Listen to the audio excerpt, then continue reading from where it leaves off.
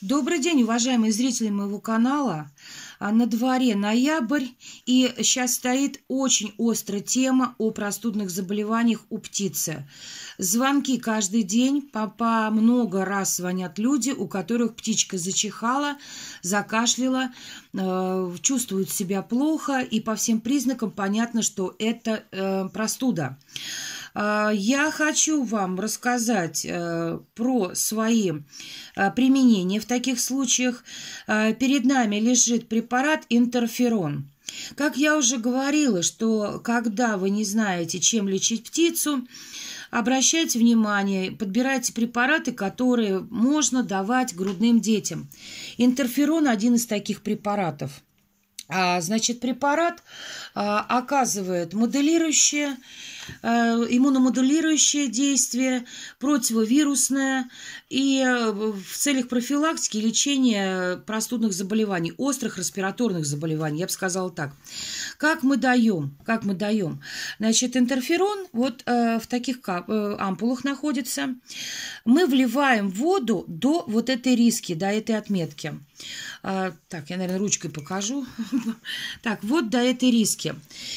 Здесь получится у нас где-то 1,5 кубика препарата, 1,5. Эту ампулу мы даем на 3 головы любой птицы. Я сейчас говорю в основном о молодой птице, не тяжелой. Потому что, как известно, чаще всего цепляют вот эти все простуды, это молодняк. Значит, по 0,5 кубика мы даем в клюв 2 раза в день, хотя бы 2 раза, хотя его можно давать каждые 3 часа, ну хотя бы 2 раза. Особо больным, которые уже, ну просто вот, знаете, ну совсем плохие, да, можно дать кубик. То есть мы с вами, знаете, что делаем? Когда мы видим, что некоторые особи чувствуют себя, ну, совсем плохо, мы однократно даем двойную дозу любого препарата. Это так советуют ветврачи. Поэтому к интерферону это тоже можно применить. Двойную дозу однократно даем.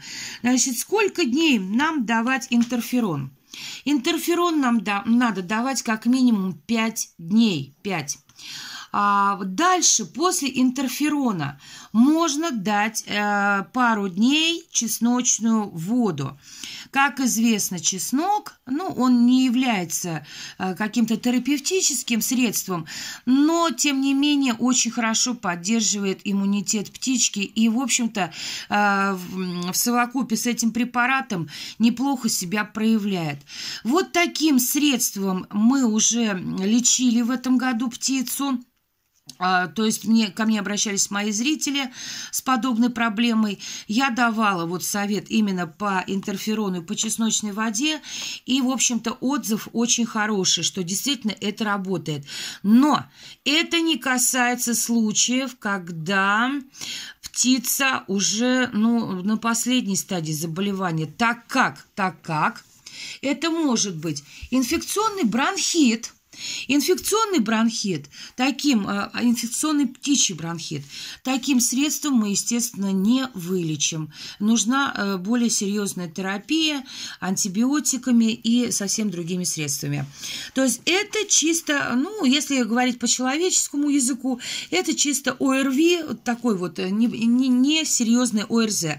Можно вылечить. И главное поймать на тот момент, когда птичка только-только начинает подчихивать и подкашливать. Друзья, пользуйтесь. Препарат недорогой, 86 рублей 10 ампул. Если сравнивать с любым более-менее приличным антибиотиком, конечно, эта цена, в общем-то, ни о чем. Поэтому держите. На всякий случай, даже для себя держите. Это же можно применять и к себе. Поэтому пусть он у вас будет. Если вы замечаете, птичка, что промокла, там, допустим, вы наблюдаете и увидели, что подчихивает, подкашливает, начинайте сразу давать интерферон. Можно потом давать и в воду. В воду мы даем из тех же расчетов, как дать в воду, если у вас большое поголовье. Вы замечаете, какое количество воды у вас птица выпивает утром за час. Для того, чтобы птичка утром выпила много воды, вы должны с вечера убрать поилки. Убираем с вечера поилки. Утром ставим неглубокую емкость, типа какой-нибудь мисочки. Допустим, в нее наливаем пол-литра воды, чтобы птички прям набросились на жидкость. И в эти пол-литра воды вы выливаете препарат из того расчета, как я сказала. Так, конечно, проще давать, но тогда просто у вас не получится дать удвоенную дозу. В общем, корректировать не получится. Просто все попьют одну и ту же дозировку, что, в общем-то, тоже работает. Не ставьте в большие емкости. Попили час, выпили препарат, потом ставите обычную водичку, пускай целый день уже пьют. В течение дня в этой ситуации можно добавлять аскорбинку. Как известно, аскорбинка тоже очень хорошо противовирусно работает в профилактических целях. Так, всех рада приветствовать на своем канале. Всего вам доброго, до новых встреч!